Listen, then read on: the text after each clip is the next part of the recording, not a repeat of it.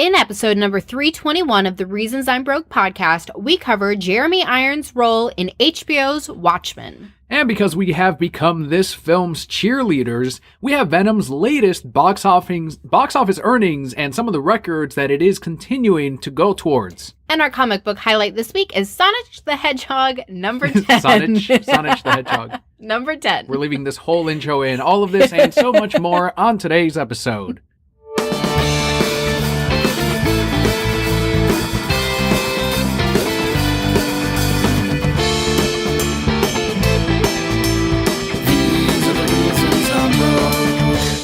Hello and welcome to the Reasons I'm Broke podcast, bringing you the reasons we're broke every single week, ranging from comics, movies, TV, video games, and so much more. I am Emperor Kelli. And I am Darth Daniel.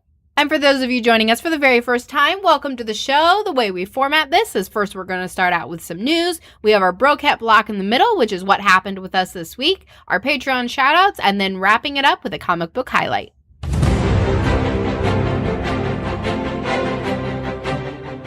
Kicking off the news this week, all thanks to Variety, we are learning that Universal Pictures plans to reboot Shrek and Puss in Boots with an all-new set of films. The name of this movie would be Shrek. Who cares? Not a fan of Shrek? I don't think it needs to be rebooted. I get that it was huge for them, right? I mean, it's everywhere.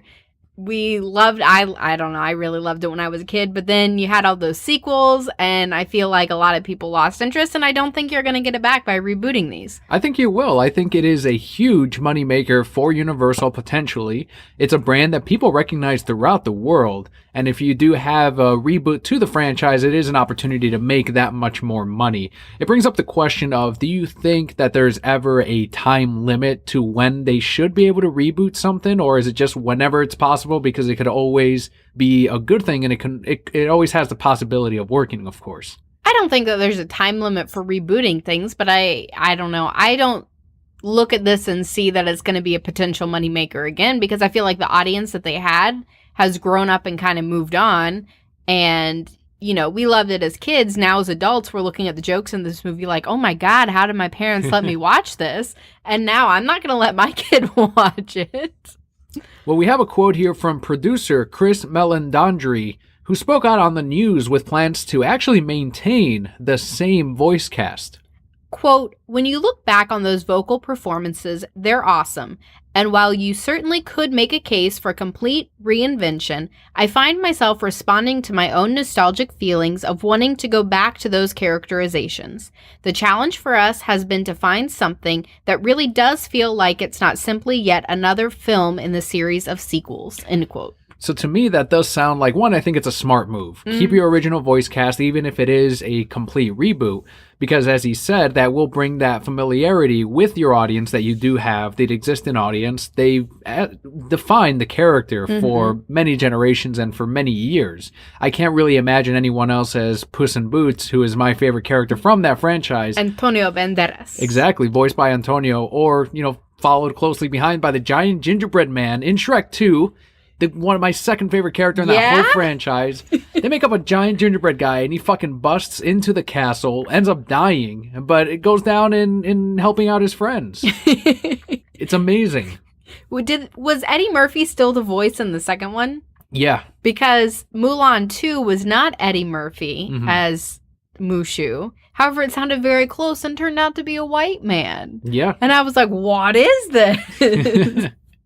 Yeah, I think that this is also, by the quote, he is trying to say that they're going for a happy medium between it is a complete reboot, but they want to still have some elements of the previous franchise in there. And I think the voice casting is that. It's kind of like when you have Kevin Conroy voice different types of Batman throughout the years. It still sounds like Batman to us, and I think that's kind of something similar that they're doing with this cast. If they can somehow get them all to return, good on them.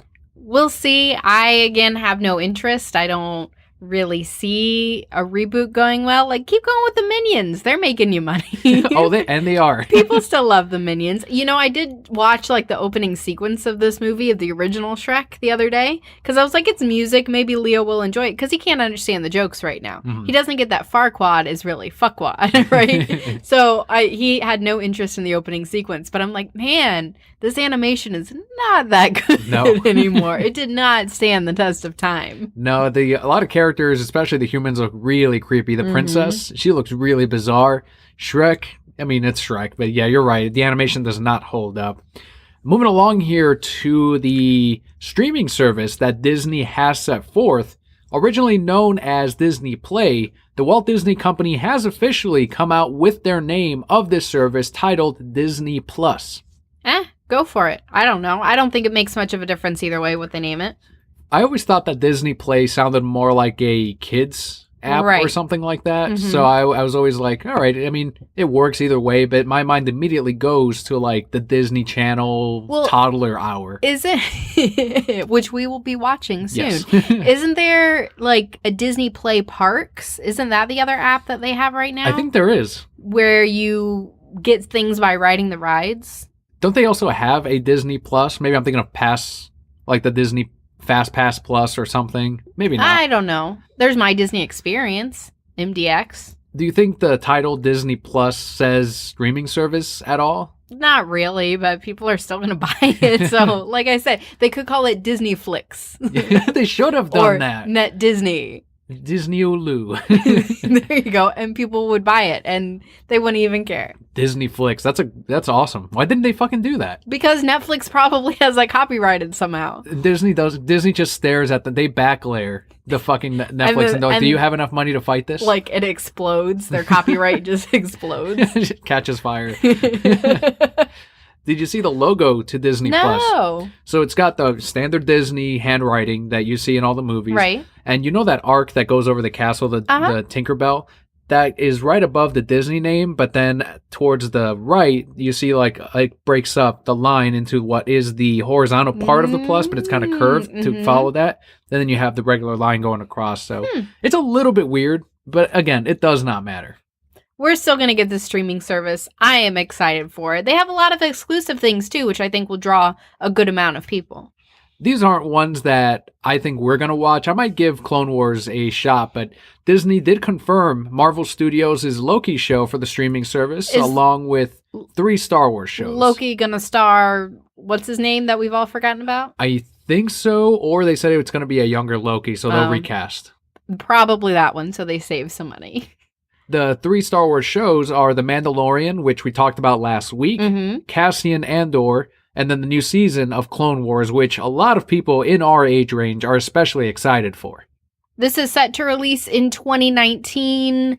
We don't know when in 2019. It's a mystery.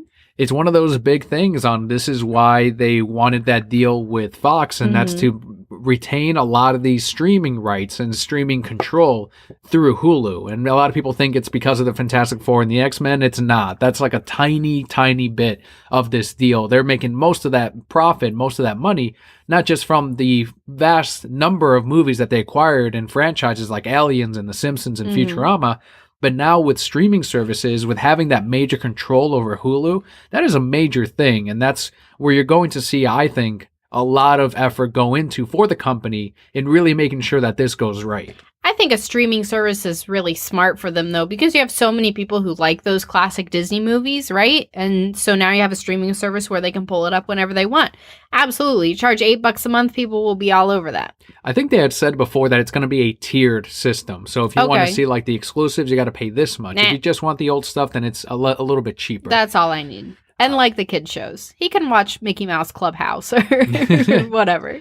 I think they should simplify things, one price, and make it the top tier, because they know people will pay that top tier. Yeah, but now I don't have to, I can just say, oh, sorry, Leo, we don't got these shitty shows. Oh, no Marvel Studios ones. No. No Star Wars. Oh, we just got to watch regular, like Beauty and the Beast. Perfect. But not the shitty new one. Oh, the live action? Yeah. We let them watch the sequels?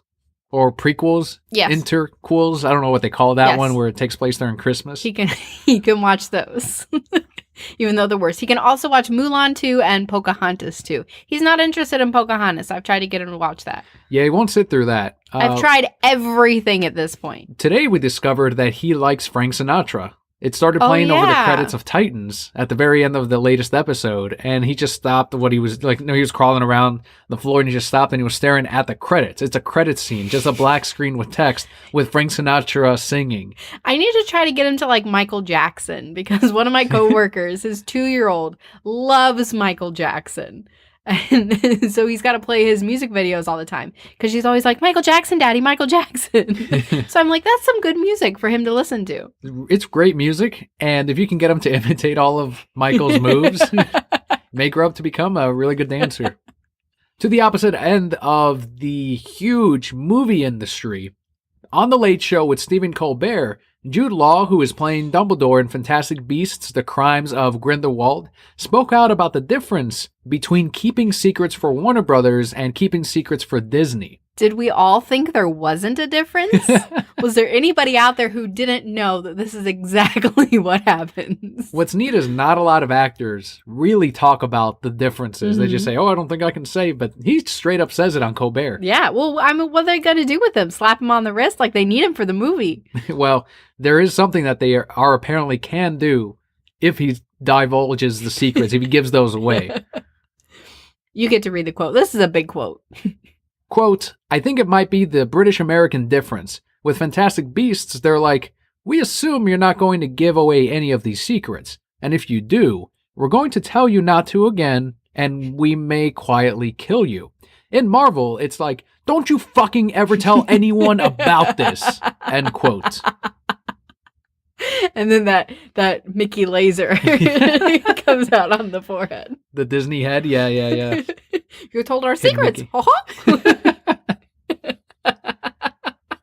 Would they fire with like a Tinkerbell or something? I'm curious what would be the item. They wouldn't can't be a regular bullet. Why can't it be a regular bullet? Because they have to theme everything and then sell those later as Disney merch bullets. It could be like a cannonball, like from the Pirates movies.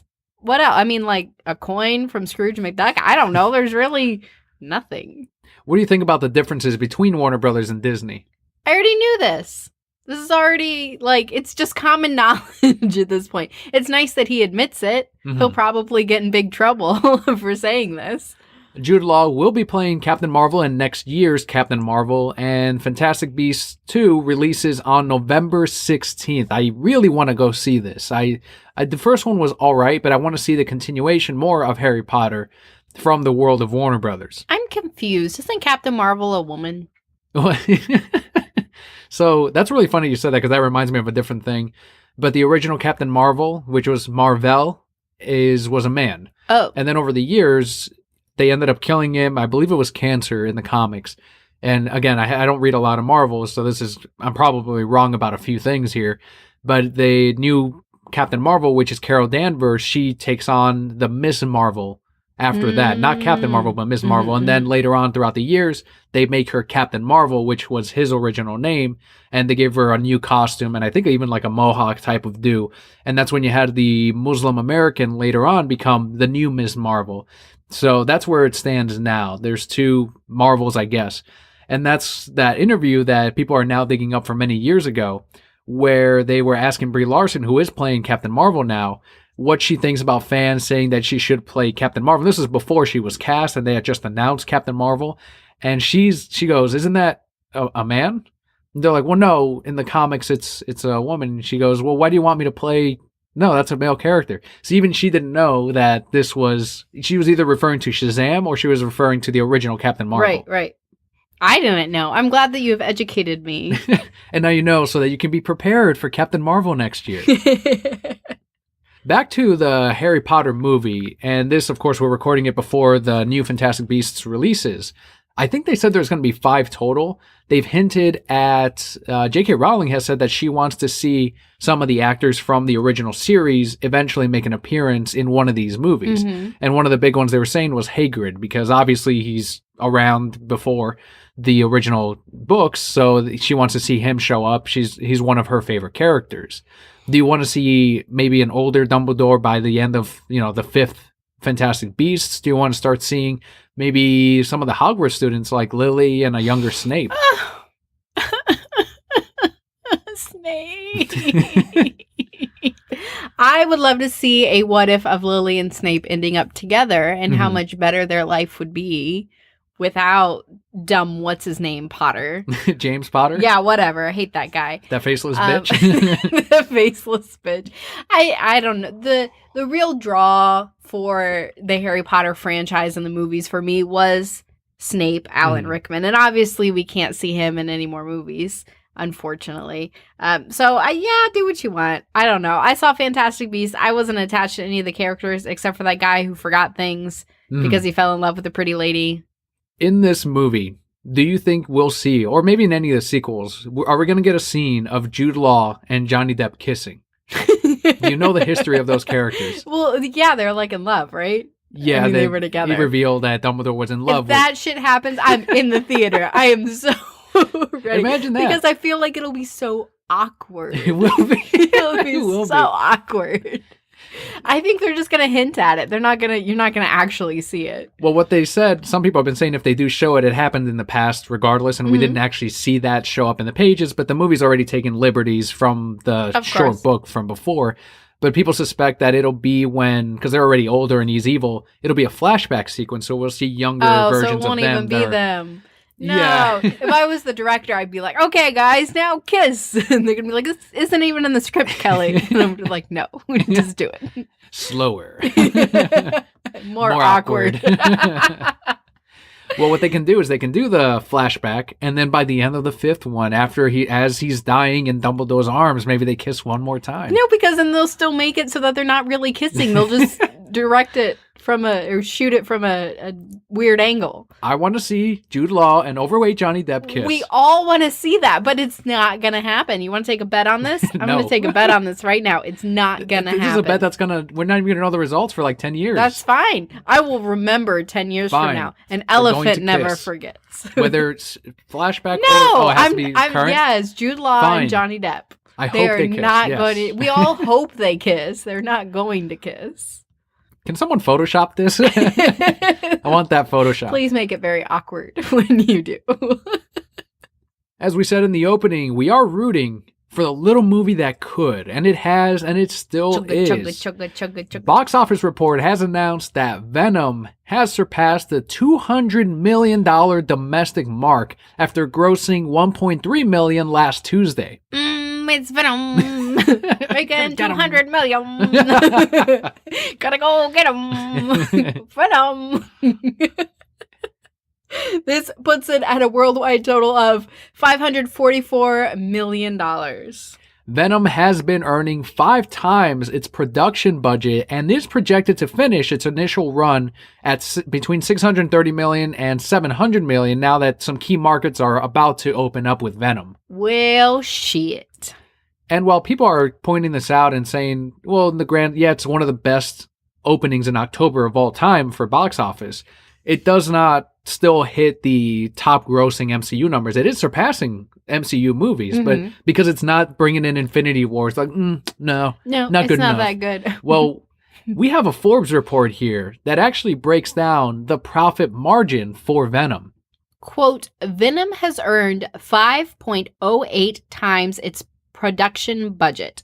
That makes it, in terms of production budget versus global theatrical grosses, more profitable than any Spider-Man movie since the first Spider-Man movie. Spider-Man Homecoming, which is part of the Marvel Cinematic Universe, earned $880 million worldwide on a $175 million budget last year, which is only 5.03 times its production budget. So it's not even done. Venom's not even done in the worldwide box office, and it's already surpassed Disney's Super Spider-Man movie in terms of production budget versus your earnings. So their earnings are way better than what Disney and the MCU was doing for Spidey. So it's like Sony's doing it better. They're handling Spidey better already. They also probably put less into this movie thinking it wouldn't do that well.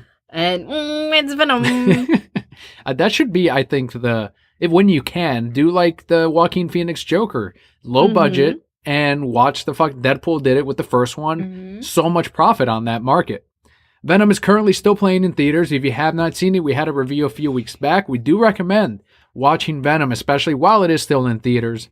The next Sony Spider-Man movie is going to be this year, the animated Spider-Man Into the Spider-Verse. That opens up next month on December 14th. That's another one that I need to go see. It will then also be followed by Disney and MCU's live-action Spider-Man Far From Home, hitting theaters July of next year. Meh. I'm excited for the one coming out in December. The true Miles Morales movie, not the whitewashed one? Yes, I agree. True Miles Morales. With the great animated, it almost looks like stop motion. Mhm. And I know it's all computer, but it looks fantastic. It looks great. You're also going to get Spider-Gwen in there, Spider-Ham, Spider-Man Noir, played by Nicolas Cage. What? Yes. How awkward is that going to be? It's going to be awesome. Oh, Nick Cage. What's Nick Cage doing with his life now? Doing voice work. He was also in the That's Teen it? Titans Go movie. He played Superman. He did? Yeah, that was Superman. That was Nicolas Oh, Cage. shit, you probably told me that and I didn't remember. Good for Nick Cage. Is he That's still what I'm married saying. to Elvis Presley's daughter? I don't know. Did they get divorced? I know Doesn't he collect a lot of fossils? Why do I know so many Nick Cage facts? I think you're a bigger Nick Cage fan than you think. I'm a 0% Nick Cage Clearly fan. not. Okay, I'm a 1%. Where did I learn all these things? I probably told you these at one point. Probably Elephant did. never forgets, like you said. Why'd you call me an elephant? You said that earlier. I'm allowed to say it about myself. Have you learned nothing about wives?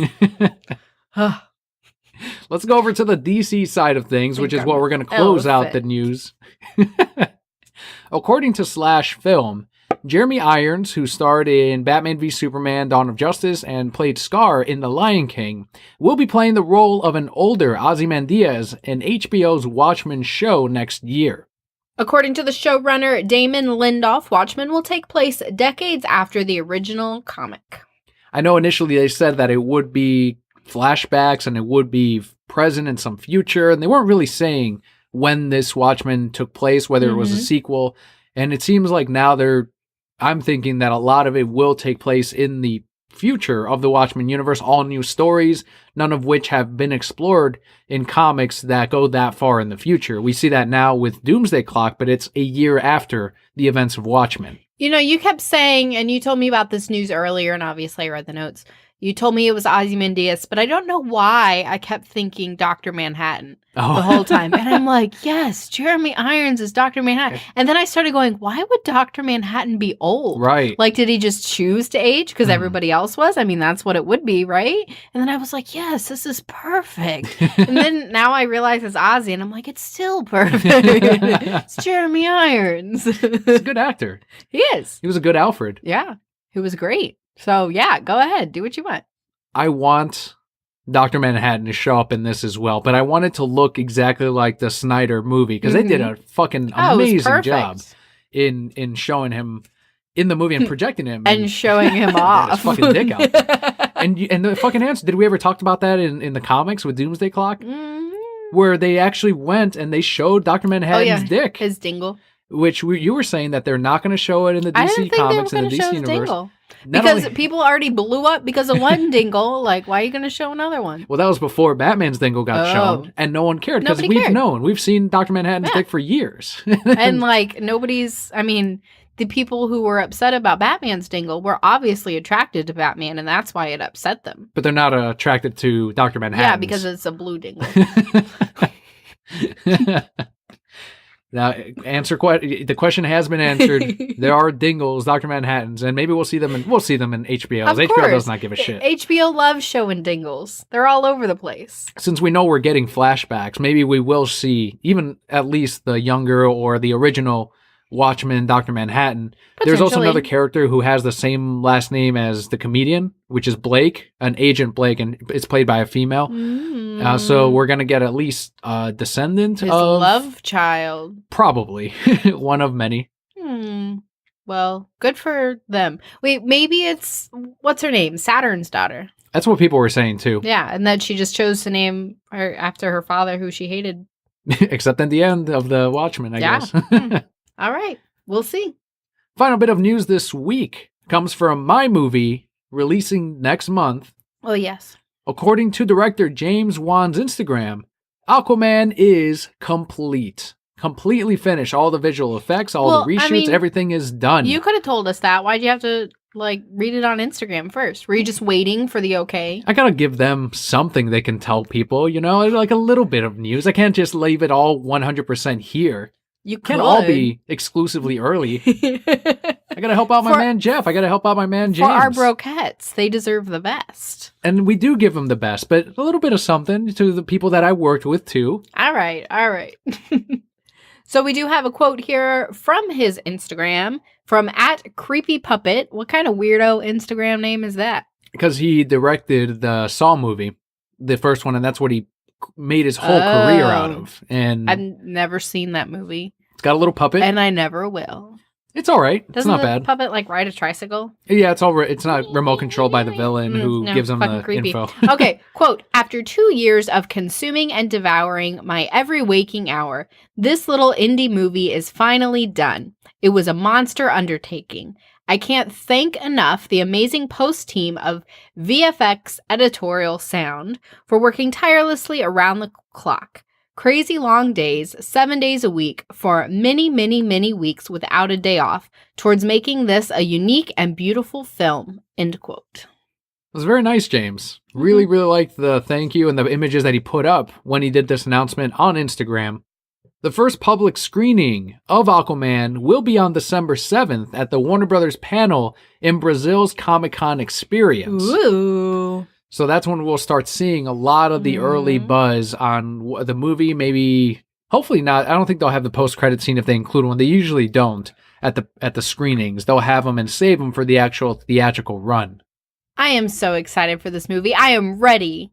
After hearing you talk about it for years now. It's finally here. I am so ready for your movie.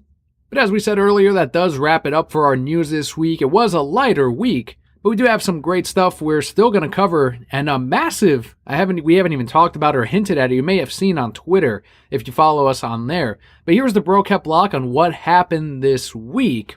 At my local comic shop here in Florida, the one and only Kevin Smith stopped into the shop unannounced. His mom actually lives in town, and they were shopping at the plaza that the comic shop is at. Mm-hmm. And they walked right into the store. He looked around, and this is all... I was in the store, but I was playing a game of Pokemon, and my part-timer did not tell me or the rest of the players that Kevin Smith was in the store. But he interacted with Kevin, and he told me everything that happened. Kevin walked around the shop. He approached him and said, "Hey, are you finding everything okay?" And Kevin said, "In a place like this, I'm always okay." As he looked around at the store, he was like, "This is how I would do it too." And he liked the layout. He said he liked the shop. He also bought a Harley Quinn short box, like one of those graphic ones. Mm-hmm. And then he got an Avengers and a Batman pin from our display of keychains and decals and all of that. He also ended up paying in credits, so we have a signed Kevin Smith slip. That you will keep. You shouldn't frame that shit. Keep it forever. Well, the plan is so his mom ended up saying, "Hey, do you want pictures with him? He loves it." And because no one was really asking him, and I'm assuming he does actually like it when people ask him for pictures.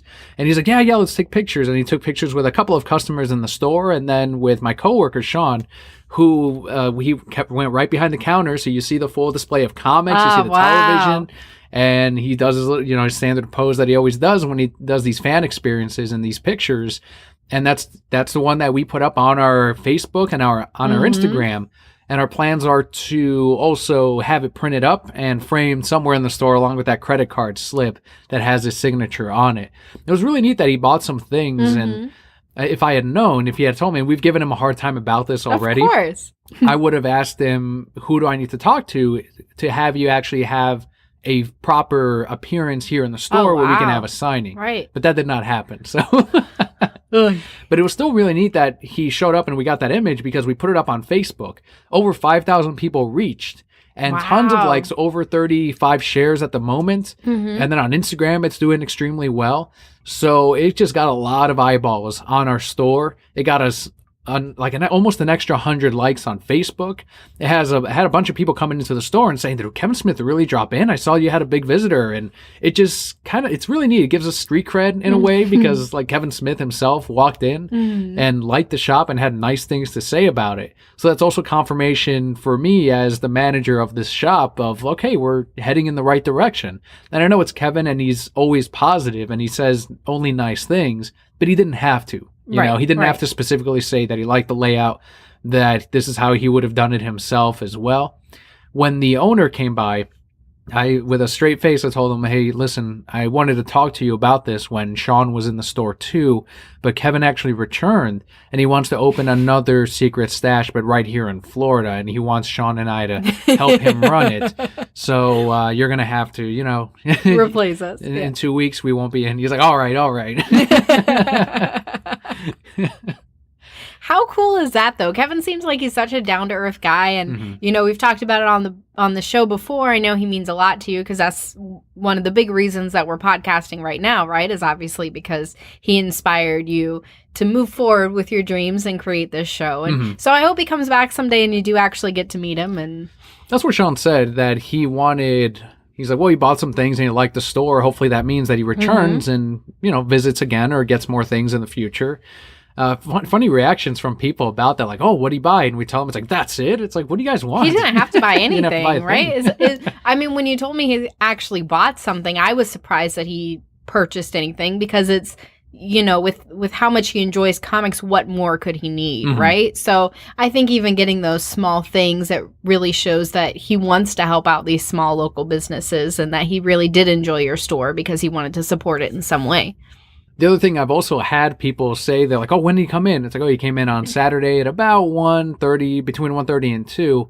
They're like, "Oh man, I was going to come in on Saturday, but I couldn't." It's like a lot of that I've been getting. Or one person's like, "Oh, I was there an hour later." And it's like, yeah, oh well. I was there in the store and I didn't even know. Some people thought that we knew, right? Like, "Oh, why didn't you guys make an announcement of it?" It's like, we did not know he was coming. He just showed up and it was awesome. And he walked around the store and he bought things and he talked to Sean for a while and asked him about the store. It was really neat. That's awesome. Really cool. We pinned that picture of Kevin Smith on the Facebook page, so that's going to stay up there for a while.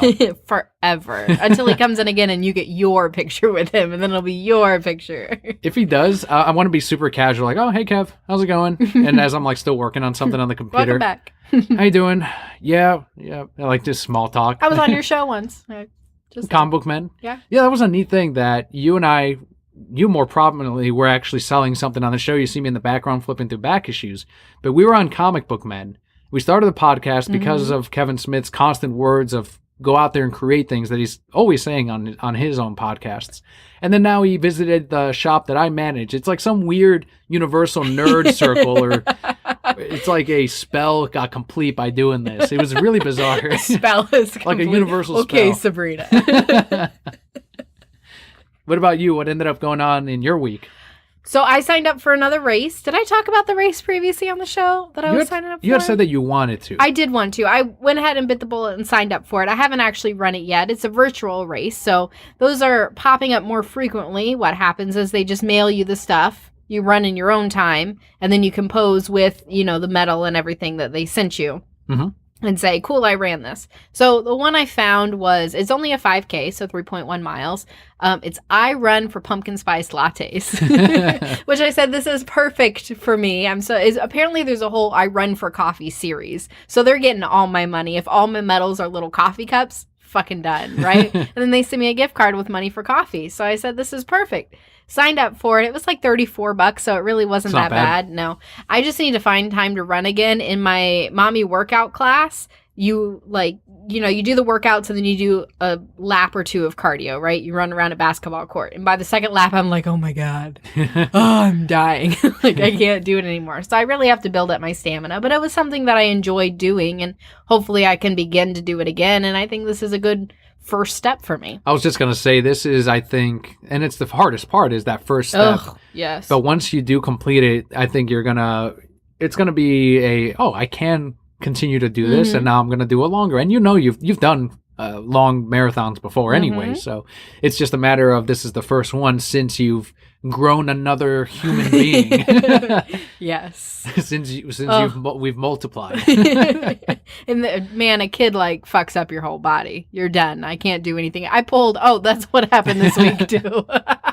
So I was getting Leo out of the tub, and usually I sit up on the toilet seat, pull him into my lap, right? Well, I was going to do that, and he slipped. He was crawling in the tub, slipped and smashed his little nose into the tub floor. So then he's crying. So I said, oh, poor baby, and I wrapped him in a towel and went to stand up and pulled a muscle in my thigh. This is how I know I'm old. Also, our child weighs 1 million pounds, right? Pulled this muscle in my thigh. I thought I was dying. So then he's crying because his nose hurts, and I'm crying because I just destroyed my leg. Couldn't like move my leg or anything. And we're both just standing in the bathroom crying. You're not home from work yet. I'm thinking, do I call my parents and have them help me? So I toughed it out. I Batmaned my way through this, got him ready for bed, laid down in bed with him, and my legs started to feel better. Woke up the next morning, went out to the dryer to fish out my clothes for work. Did it again, just standing up from the dryer. And I was like, well, shit, I'm just old now. My body is failing me. I have to stretch more often now. I guess. I don't know. And it might have been because I worked out the week before and didn't really stretch. Like I stretched a little bit, but not like I was when I was running, you know? So that might be part of it. Our child also weighs like 22 pounds now. He's a little load. That reminds me of an old coworker at the comic shop as well, who said that he knew he was getting old the moment he sneezed and pulled a back muscle. Well, I texted my dad and I said, I pulled a muscle, picking Leo up last night. Age does not greet us gracefully or something like that. And my dad goes, most oftentimes when I pull my back, it's standing up out of my chair. So I understand. But I don't know if I ever shared it on the show. He knew he was old because he was playing softball one day and pulled a muscle in his arm. So you know how when you flex your arm, the muscle's in the middle? Mm-hmm. His is way up by his shoulder. I don't know if you've ever noticed that, no. But his bicep is way up by his shoulder. So he went to the doctor about it, and he's like, yeah, it doesn't really hurt, but my muscle's way up here, and it looks like Popeye, like it's really odd. And the doctor is just like, yeah, it's just how it is now. Jeez. And my dad's like, really? And the doctor goes, if you were a young guy and, this was going to be this way for a while, I'd fix it, but no need. Not worth it. Right. That's essentially what he said. Well, and the doctor didn't really phrase it that way, but Dad was like, oh man, this is great. I don't have to do anything. And then got to his car and said, wait a minute. Doctor speaking from the window. Oh, and he closes it. Well, he figured it out. The blind. So yeah, I mean, that's old age for you. And I'm almost there. I'm almost 30.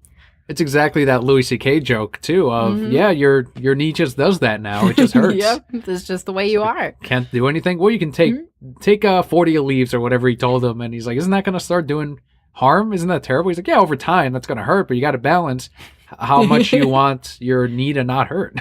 And I guess I'm going to come across that when... in 10 years or so when I get my second ever physical? You just changed insurance. Go get a physical. Is it official now? Like I'm on the new insurance? In January. Okay, well, I will. I do want to get one. I did call my dentist and I was like, I need to book my wisdom teeth removal. And they're like, okay, you have to pay a half up front. I said, my new insurance is going to kick in January 1st. So I'm just going to tell you what they cover. And then you're only going to charge me the difference. And we went back and forth for like 15 minutes and they're just like, ugh, fine. I was like, because I got the time off in January, so I need to book for January. Mm-hmm. But your insurance has to it'll kick in January 1st. So you can charge me then. Here's $100. And you just reach in your pocket, some change. And a peppermint. Found some lint in a paperclip too. Is that a goldfish? Oh, yeah, that's actually mine. Was my lunch. And be like, oh, no, that's the one Leo ate. Spit that one back out. Yeah, that's basically our week, though. You race and then Kevin Smith. I know a lot of you would be excited to hear that news and some of the details on it. But let's head into, before our comic book highlight for the week, our thank yous with our Patreon shout-outs.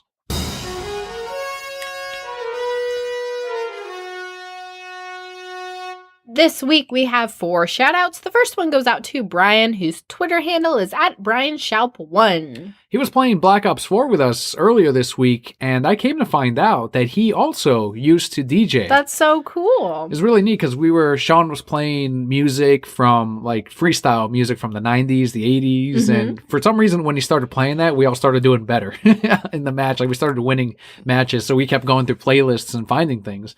And just over the talk of, we're singing these songs and playing this music, and, came to find out that Brian used to also DJ. So it's like, man. That's really cool. Yeah, it was really, really neat. I'm still waiting for my next DJ Crow CD coming out. Yeah, I haven't done one of those in years. It's been a long time. Years. I think it's been 2 or 3 years since I did like the last, mixed compilation.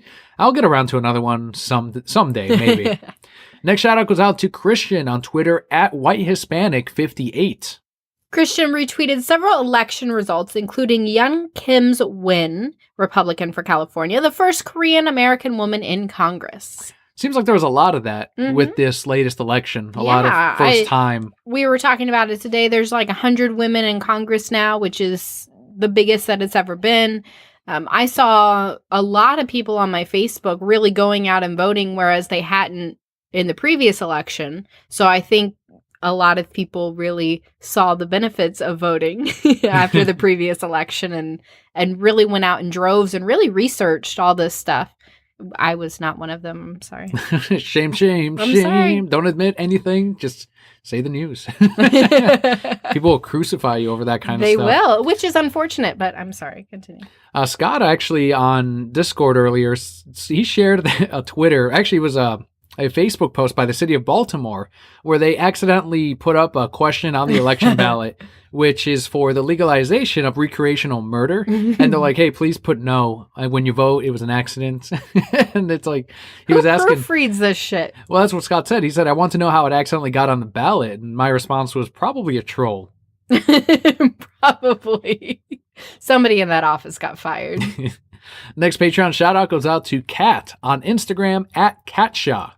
Kat has been celebrating Ariana Grande's latest hit, Thank You Next, with tons of great photography. Yeah, Kat's been getting really creative with how she celebrated this latest hit, and I don't know if it's the name of the album as well. I'm not too familiar with Ariana, but if you want to check out her Instagram at Katsha, Kattsha, you can find some really neat photography on there.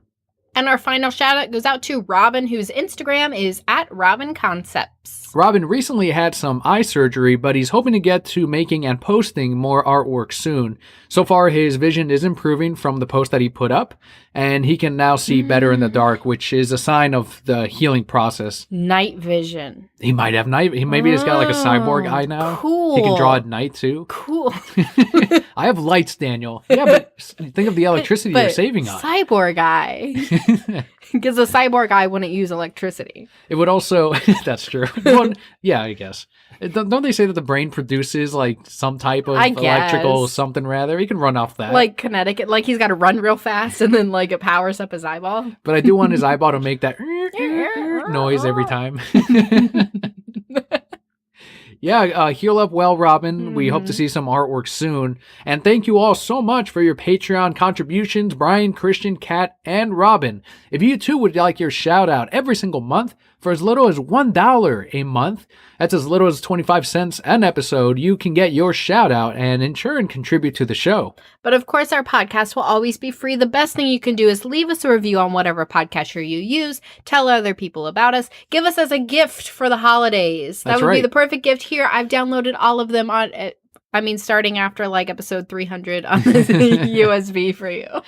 Get your phone, your friend's iPhone or Android device and subscribe to the show for them. Do them a favor. That'll help. And make sure to turn on auto download. Just steal it. Just borrow it. Huge thanks to decalavenue.com as well. Jose, who runs things over there, for the help at the $5 decal reward tier. And if you guys would like to be heard on the show, you can do so very easily. You can leave us a voicemail through speakpipe.com/thereasonsimebroke. There's also a link in the description. It's 90 seconds. I think so. 90 seconds or less. 90 seconds or less, and your voice can be heard right here on the show. Final part of today's episode is our comic book highlight of the week.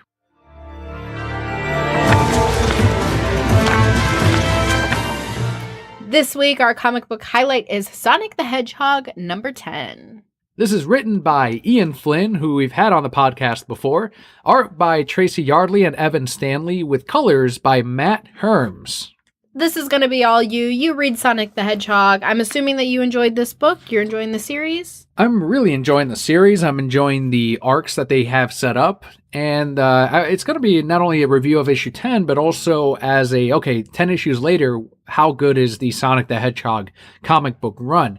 And to make up for Kelli not having that comic book highlight this week, there wasn't really a book that I think was a good jumping on point that was something that you also wanted to keep up with anyway. I know Sonic you haven't been reading.